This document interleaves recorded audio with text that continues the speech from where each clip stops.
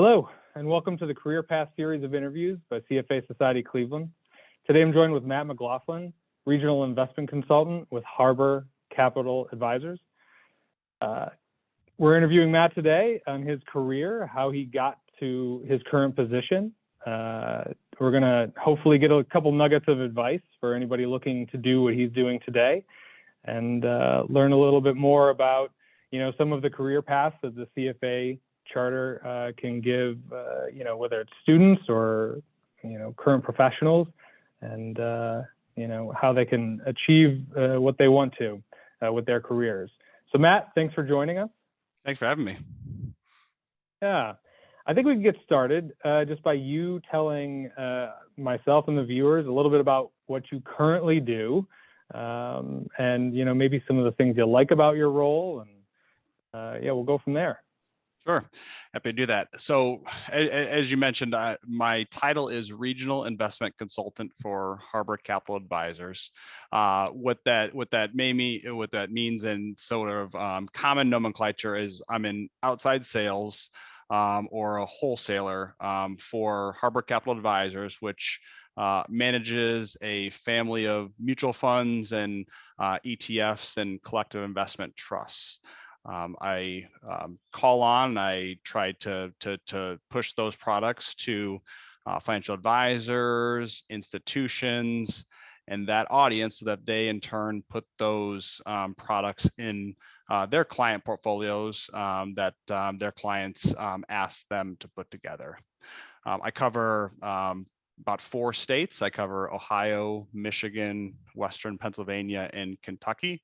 And every financial advisor institution within those states could be a client of mine. And my goal, which is a pretty simple goal, but I'm in business development, is to increase the number of products that those financial advisors and institutions offer to their clients. So it's a pretty, I'd say, simple in concept. It's an outside sales role, but it is an extremely challenging role for me personally, and one that I really enjoy. A couple of things that I like about my role that I think are interesting.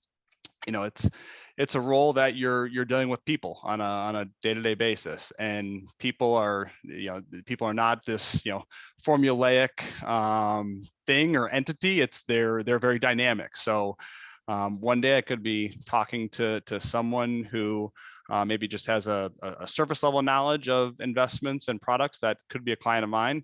The next day I could be talking to an analyst who knows products and investments extremely well. Maybe they have a equity investing background, so they want to get into details. And that day-to-day interaction and that uncertainty with that day-to-day interaction is extremely exciting to me, and one of the fun parts of my job. I come from a background, I played a lot of competitive sports growing up and team sports growing up. And so, it's competition. And I think that I'd say that's common across many sales roles, is that competition aspect.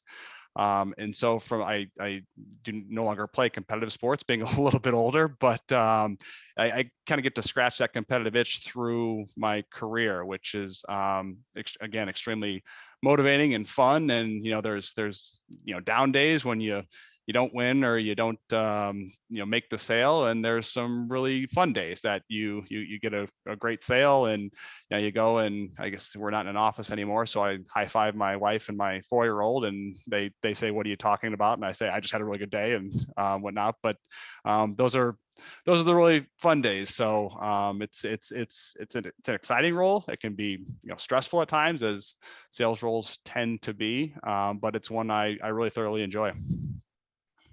Yeah. And I think when a lot of folks think about, gaining the CFA charter, they don't necessarily think about these soft skills.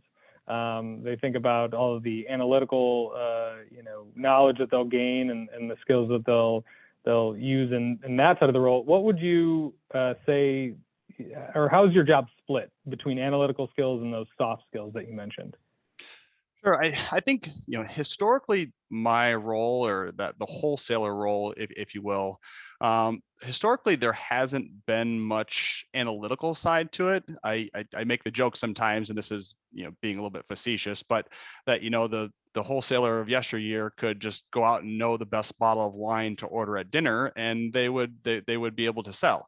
I think more and more firms in our industry, want someone with an analytical background. And quite honestly, the CFA is probably the number one designation, education piece, whatever you want to call it, that employers, that companies in the fund industry and the investment industry overall, it's kind of it's a proof point. So many younger professionals are now pointed towards the CFA, and it's a I want to say an easy way to access, but it's something that you don't have to take the GMAT for. You don't have to have work experience for. You can just go sit for the test, and it's extremely rigorous, and employers know that. And when you start passing these tests, I think at many employers, you get noticed as someone that, hey, this person has the analytical skills. You can show kind of the soft skills in other ways. And so, as someone, if you want to be in this kind of business development role in our industry, I would tell someone who's younger in their career now that it's almost a requirement, or or at least the knowledge is the requirement, and the CFA is probably the best proof point for that knowledge. You can show it in other ways, but I don't think there's any better way to show that, hey, I know kind of the basics of maybe postgraduate, if you will, financial knowledge, is the best way to do that. So in my current role, it depends on the day as far as what I'm using, analytical skills or soft skills, but I'd say on average, probably 50, maybe a little bit more soft skills than analyticals, but that analytical base is becoming more and more important. Sure. And in my role as an investment advisor and an analyst, if I'm dealing with a wholesaler and they come through the door and they have the credentials behind their name, I know they have that background and we can sort of speak the same language. It's definitely an asset from our view on the other side. But hey, for the folks watching who say, wow, that sounds pretty good to me, maybe tell us about how you got into your role. How you obtain this job. Maybe go all the way back to the beginning. What's the origin story? The positions that led up to it. What sort of experiences have you had that really qualified you and made you good for this type of role? Sure. So, going back to undergrad, so to make a long story somewhat short, I was born and raised in Iowa. I went to a small liberal arts college in Iowa that offered several majors, and but one of the majors that two of the majors I latched on to were marketing and finance, and those ended up being my majors. So I double majored in those things, and I always knew I wanted to get into a business development kind of role, but that I have an analytical side that I wanted to have some appeal there as well. And so kind of marrying those two together, at least in college, felt like the right thing to do and kind of where I wanted to take my path. And that's kind of where I took it. I wasn't one of those people that studied one thing and got into something else. So being from Iowa, and unfortunately in graduating in the summer of 2008 in the middle of the global financial crisis, wasn't exactly a great time to be looking for a finance job. And so I had moved to Chicago, thinking I wanted to leave Iowa and go to the big city, the proverbial big city, and try to live. And I couldn't find anything for several months, and I just happened to network with people from my small college, and one of them worked for Harbor Capital Advisors, which was actually hiring at the time. The company had moved from Toledo, Ohio, and was building out their transfer agency, and happened to have a job in their transfer agency, which is basically if you're an individual person and you call into, say, like a Fidelity, you're calling into their transfer agency. And I was able to latch on and get a job. It was something at the time, and just answering individual shareholder calls and questions. And it was, I kind of think I lucked out there that I had that connection, but that networking piece was extremely important, because I had been networking within kind of the small college alumni community for probably 6 months, and it finally paid off. From there, a friend of mine had on the within the transfer agency said, hey, you should try this, this CFA thing. What's that? And kind of talked to some mentors or some people that I knew in the industry. Oh yeah, that's really good. You should give that a try. And, I was 22 years old and didn't really have much else to do. So I decided to dedicate 6 months of my life to studying, and I ended up passing level 1. And it was, I had, fun doing it. Obviously there were times where I, couldn't go out with my friends or whatever, but I had fun doing it. And so after I passed level 1, I think the people at the organization, they knew me, they knew I was somewhat personable, but passing that level 1 kind of turned them on to, hey, maybe this younger professional has some skills that we could use. So that got the attention of some of the people in the sales and marketing organization. And when a position came up there, just doing kind of really the grunt work on the sales and marketing side, I jumped at it because I knew that's what I wanted to do, and they took a chance in hiring me. So I essentially started off as an internal wholesaler, which is the person supporting someone like me, but from inside the organization.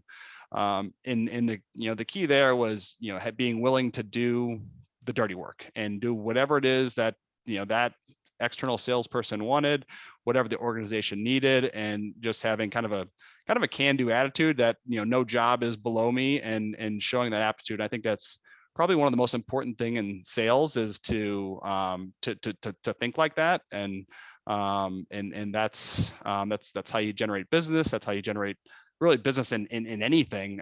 Jeff, in your financial advising world, like, you probably see advisors that, if you're willing to go after the clients and build the book of business, like, you're going to be successful. It's only just going to be a matter of time before you are. So I think I showed a little bit of that. And so I went from internal wholesaler to, after I got the designation, I became a product specialist, which works a little bit more on the investment side. So it scratched kind of the analytical itch a little bit more.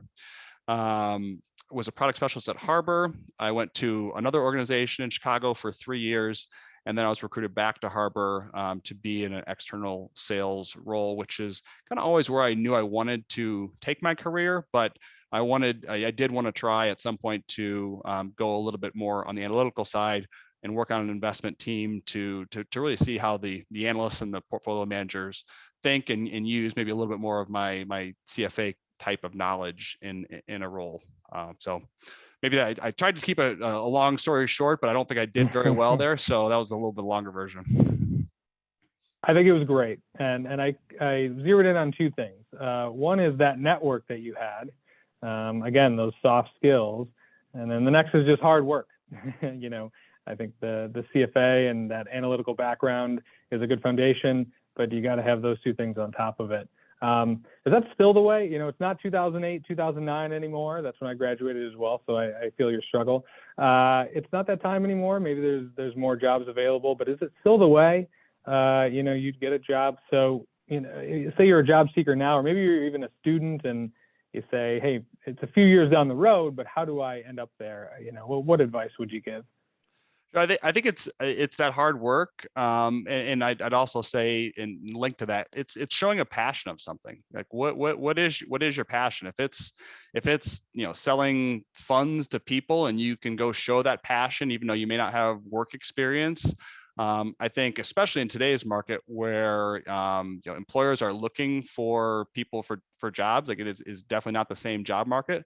But if you can go to an employer and say, I have a passion for this, and explain that passion, I think that is 90% of the battle for job seekers. And especially for like a college student who doesn't have much work experience. Maybe you have an internship, maybe you don't.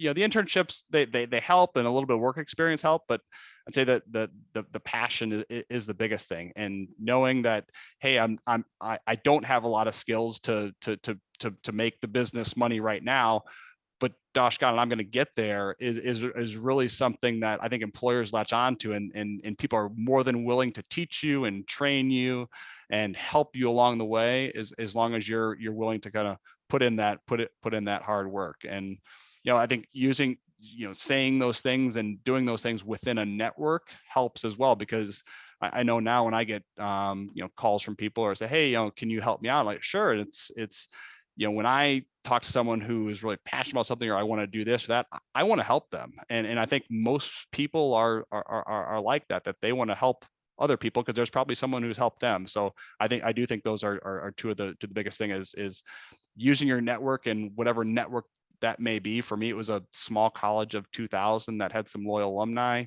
For others, it may be, go Buckeyes, or whatever it may be. Just finding out what your network is and using that and showing that passion. Yeah, no, I completely agree. And you mentioned something important in there, which is that you want to help, folks coming up, and that leads me to one of my questions. I'm always interested in who influenced your career. I have mentors that did a ton for me, and now I try to repay the favor. Do you have a certain person that was super influential, and maybe what are the lessons that you learned from them? I didn't really have one mentor. I've had kind of several along the way. I would start with, my parents, I think, are the biggest influence. My dad was in sales in another industry for 30 years. So I saw the sales environment on a day-to-day basis through my childhood. My mom's an extremely analytical computer person. And so that kind of the two sides of my brain that I was talking about before, I definitely got from them. There was a couple alumni that really helped me along, that from my small college that said, hey, maybe look over here. Yeah, that CFA is a good thing. When I worked on an investment team, I had a boss that really challenged the way I thought about things, and more from an analytical perspective, to look at things kind of deeper than just surface level. And even though that was 6 years ago or so, that had a huge influence on kind of how I think. So multiple people along the way did, and I think that's something key, that every person, every mentor, every boss has some value, and you have to, this sounds selfish, but extract that value from them, because I think they want to give it, but find what is their perspective, why are they saying that, and constantly ask that question. You can get a little piece of something from really many people, and that's bosses, even spouses, parents, everything. Like, what are they trying to teach me? And if you kind of figure that out, you can really take some really cool things from a lot of people. Yes, it really sounds like you were willing to listen, which is a very key trait. And as we wind this down, I kind of have a open-ended question. Anything different you would do with your career? Looking back, you got a long way to go, Matt. You're young, but anything different so far? I don't think so. I mean, I'm doing something I really enjoy, and I'd say, this is kind of, I don't know, cliche, but I'm really happy with my life and my work-life balance and my job. And maybe that's just being a little naive to what else is out there, because I'm sure there's some other great careers that have been very fulfilled. But I don't really have, to this point, I don't really have any regrets. Hopefully that continues. Yeah. Well, maybe no lessons for other people, but I'm actually glad to hear that. That means you done it right, and that's good to hear. Well, that's all the questions I had. I really want to thank Matt for joining us. I'm Jeff Stark of MAI Capital Management, and I thank anyone who took the time to listen to our interview, and I hope you took a few nuggets away for yourself. Thanks again, Matt. Hey, thanks, Jeff. Thanks for having me.